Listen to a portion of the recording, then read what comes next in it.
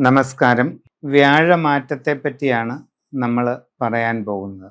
തിരുവോണം നാളിന് ഈ വ്യാഴത്തിന്റെ മാറ്റം പൊതുവെ നല്ലതാണ്. വളരെ സാമ്പത്തിക പുരോഗതി ഉണ്ടാകും, കാര്യവിജയം നേടും, സമ്പൽ സമൃദ്ധി കൈവരിക്കാൻ അവസരം ഉണ്ടാകും, പുതിയ ജോലിയിൽ പ്രവേശിക്കാൻ കഴിയും, ആഗ്രഹിക്കുന്ന നല്ല ജോലി തന്നെ നിങ്ങൾക്ക് ലഭിക്കും. വിദേശ തൊഴിലിന് ശ്രമിക്കുന്നവർക്ക് അതും സാധിക്കും. വിവിധ മേഖലകളിൽ ഔദ്യോഗിക രംഗത്ത് പ്രവർത്തിച്ചുകൊണ്ടിരിക്കുന്നവർക്ക് വളരെ പുരോഗതി ഉണ്ടാകുന്നതായിട്ട് കാണുന്നുണ്ട്. സ്വന്തമായി വിവിധ മേഖലകളിൽ തൊഴിലുകൾ ചെയ്തുകൊണ്ടിരിക്കുന്നവർക്കെല്ലാം പുരോഗതി, സാമ്പത്തിക നേട്ടം, കാര്യവിജയം ഇതൊക്കെ കാണുന്നുണ്ട്.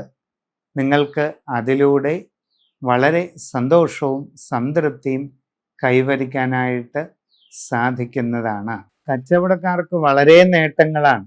സാമ്പത്തിക പുരോഗതി, ലാഭവർദ്ധനവ്, വലിയ നേട്ടങ്ങൾ ഇതൊക്കെ കൈവരിക്കാനായിട്ട് സാധിക്കുന്നതായിട്ട് കാണുന്നുണ്ട്. നിങ്ങളുടെ ബിസിനസ് വിപുലീകരിക്കാനുള്ള അവസരം ഉണ്ടാകും. ബിസിനസ് മേഖലയെ കൂടുതൽ വിശാലമാക്കിക്കൊണ്ട് അതിൽ നിന്ന് വലിയ പ്രയോജനം നിങ്ങൾക്ക് ലഭിക്കുന്നതാണ്.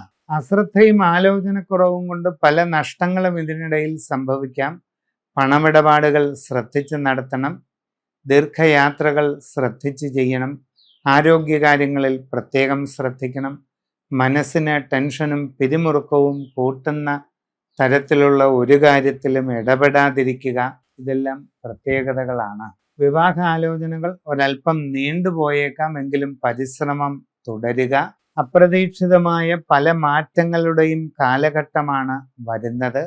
അതൊക്കെ തന്നെ ശ്രദ്ധയോടെയും ശാന്തതയോടെയും കൈകാര്യം ചെയ്ത് മുമ്പോട്ട് പോകേണ്ടതാണ്. കലാകായിക രംഗത്ത് പ്രവർത്തിക്കുന്നവർക്ക് കുറച്ച് കൂടുതൽ ശ്രദ്ധ ആവശ്യമുണ്ട്. വിദ്യാർത്ഥികൾ കൂടുതൽ ജാഗ്രതയോടെ പരിശ്രമിക്കേണ്ട സമയം തന്നെയാണ്. മറ്റ് വിവിധ രംഗങ്ങളിലുള്ളവർക്കെല്ലാം ഗുണദോഷ സമ്മിശ്രമായ സമയം കാണുന്നു.